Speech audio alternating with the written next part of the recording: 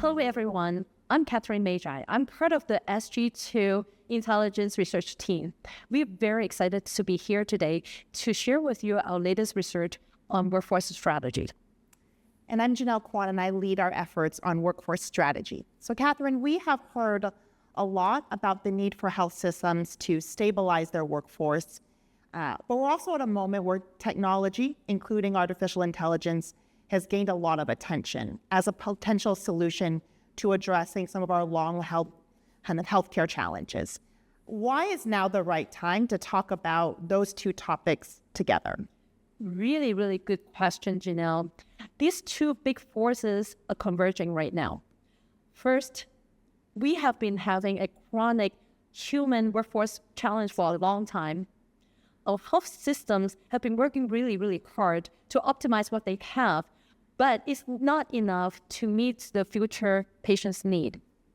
Now, second, technology, as you mentioned, AI is advancing very, very quickly, but the adoption and execution are still lagging.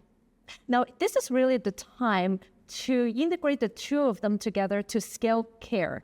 What it means is this is a really good moment for a human plus workforce. And that is where people and technology integrated by design to do more and better. Janelle, how do you see digital and AI helping health systems optimize their workforce? I think it now provides a really good opportunity for leaders to look across roles and to figure out what needs to be done by an individual within that role and what among that work can be perhaps done by another individual or by something else entirely. The technology, including AI, is evolving so rapidly. We are now at a point where it can actually allow us to address some of those workforce capacity issues. One of the ways it can do that is by managing some of those high volume administrative tasks, documentation, administrative work.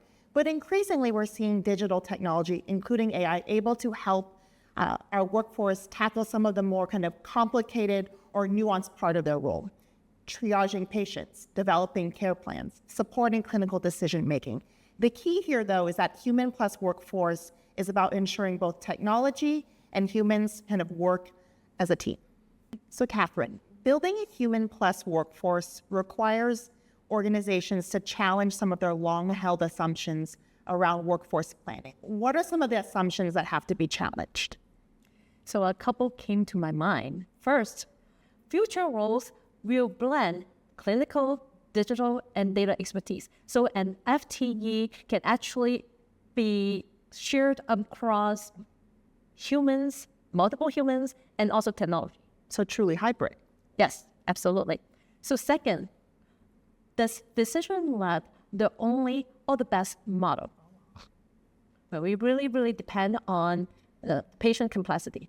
Sometimes it can be just another clinician or even technology. So it is about who and what can provide the best care for the patient. I think I would add on to that. I think one of the other assumptions that has to be challenged is about expertise. We know in healthcare, we have operated with this belief that degrees confer expertise, and that is certainly true for specific roles. But I think becoming a human plus workforce, I think also requires continuous ongoing kind of upskilling and training of our workforce, particularly when we think about how rapidly technology evolves. So this is a world where certificate-based learning, on-the-job training are all going to be part of the norm in terms of how we equip our workforce to be prepared for patient need both now, but most importantly, as we think about the future. Well said. All right, Catherine, what role would you say leaders must play to enable a human plus workforce?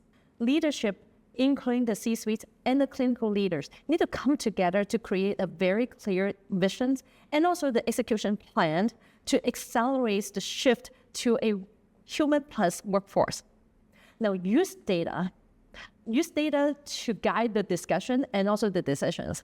So by using your own data, benchmark against your peers, and identifies where the future demand will outpace your capacity. Then you can prioritize the areas where a human plus workforce will actually make the biggest impact. So who do we want to be in this space and where do we start? Absolutely. I think I would also add on to that, I think there's also a clear role for our frontline people leaders. And I say we need to be able to translate and socialize that vision with our frontline staff to help clarify, why are we doing this?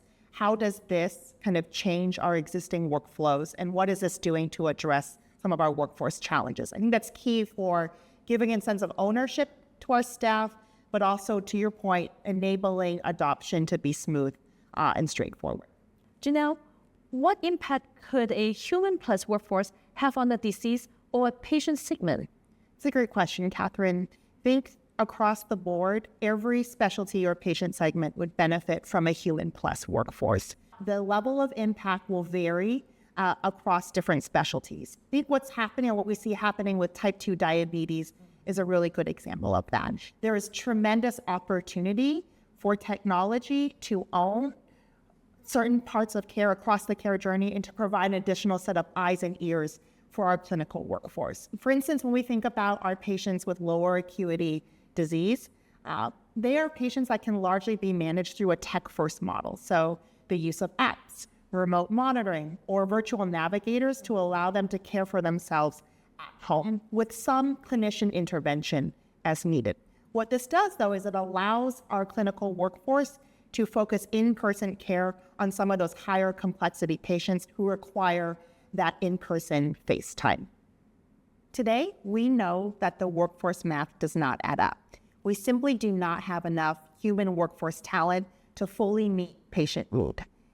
Bridging that gap requires the emergence of the human plus workforce, where we seamlessly weave together our human workforce talent with technology to more fully and comprehensively care for our patient population. And that's the impetus of the research we have been doing. The new SG2 Workforce Redesign publication is going to be available very, very soon to you and dive deeper into the points that Janelle and I have been discussing. Thank you so much.